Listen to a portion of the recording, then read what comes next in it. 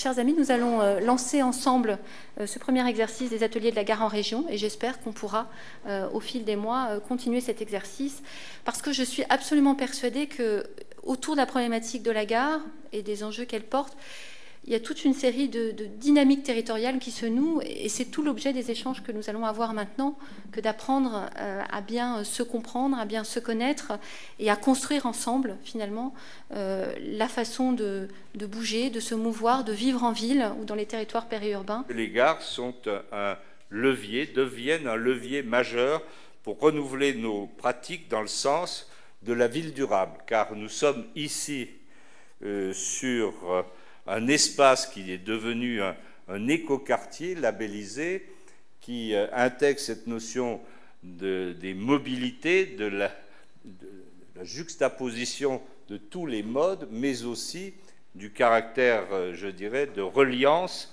entre les modes de transport. On a ici, pour une fois très proche d'une gare, une question qui va nous permettre de discuter d'un ensemble de sujets colossaux, puisque les gares au cœur des mobilités, finalement, c'est la question générale des gares. Ce dont on va parler, c'est de cette tension entre ce que vous appelez le mobile et l'immobile dans une gare et dans nos vies quotidiennes, ce que d'autres, dont Bruno, appellent les tensions entre le statique et le dynamique, entre l'habitable et le circulable, entre le nomade et le sédentaire. Quand on parle en fait des déplacements, on ne peut pas se limiter ni à une ville, ni à une agglomération. Maintenant, on est sur une ville-territoire. Et ce territoire, il est organisé, il est structuré par un système, une sorte de système urbain. Il se trouve qu'il y a eu un travail collectif très important, puisque est en cours l'élaboration d'un schéma de cohérence territoriale sur l'ensemble du sud Meurthe-et-Moselle, donc il nous a permis là de voir à une grande échelle.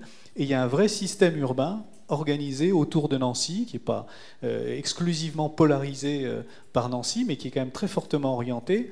Et c'est l'ensemble de ce dispositif qui oriente évidemment tous les flux qu'on observe du fait justement de l'attractivité des emplois et des services sur ce territoire, avec un rôle majeur de l'agglomération de Nancy.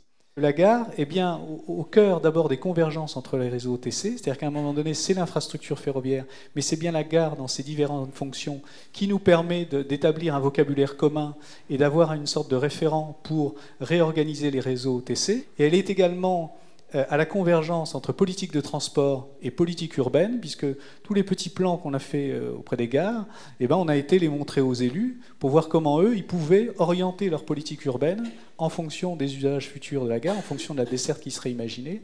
Et donc là, on a un point de convergence qui pourrait nous amener vers des partenariats assez organisés. La mobilité, aujourd'hui, ne saurait se réduire simplement à du déplacement. La mobilité devient quelque chose d'infiniment plus complexe. La mobilité, on parle de mobilité numérique, des mobilités dans lesquelles le numérique accompagne nos déplacements, dans lequel le numérique va permettre de vivre pendant les déplacements avec nos terminaux, mais aussi dans une mobilité qui va s'organiser en évitement des déplacements. Quelque part, la gare contribue à aménager le temps de la ville et à répondre à cette nécessaire labilité de nos mobilités contemporaines. Et d'une certaine manière aussi, elle charpente le temps. Ça devient un lieu de redistribution massif des flux, un hub à part entière dans lequel vont se redistribuer l'ensemble des transports en commun, du rabattement automobile, désormais des transports alternatifs vélo, et sans doute demain d'autres formes d'organisation de voitures en partage dont la gare sera le centre. Tous les modes de transport qu'on a inventés autour de 1900, qui se sont fait la guerre au XXe siècle, c'était est-ce que c'est le train ou est-ce que c'est l'avion, est-ce que c'est la voiture, est-ce que c'est l'autobus, est-ce que c'est le tram ou le bus, etc. Cette guerre est finie et pour la première fois dans l'histoire, tous les transports sont là. Premier élément historique qui bouleverse aussi la conception des gares parce que ça n'a jamais eu lieu. Deuxième élément historique que vous connaissez tous, c'est que tous les citadins, à 80%, sont connectés. Bon. Ils sont connectés avec des bidules portables, avec deux conséquences. La première, c'est qu'ils sont informés en temps réel de ce qui se passe, et notamment de tous ces transports qui sont à leur disposition. Et deuxième conséquence, on peut tout faire partout. C'est ce que disait Bruno Marsloff, on peut travailler partout, on peut se distraire partout, etc.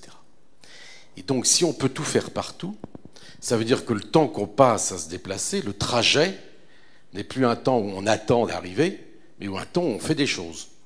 Troisième élément de changement historique aussi, on a vécu une période d'idées sur la ville, sur la façon de faire la ville, de 1945, je dirais, à 2000, où on pensait que une ville, c'était tellement compliqué, les transports, les endroits pour travailler, pour habiter, pour acheter, pour enseigner, qu'il fallait séparer toutes ces fonctions-là dans des zones et des réseaux différents.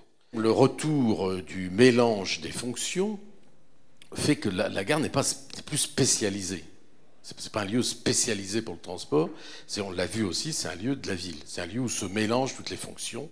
Donc ici, autour de Nancy, et Nancy Grand Cœur, ça a été l'un des défis de la conception de Nancy Grand Cœur, ça a été de mettre en place toutes ces mobilités dans l'espace de la ville historique pour qu'elles se présentent comme une aide aux gens qui marchent à pied dans ce quartier. Voilà.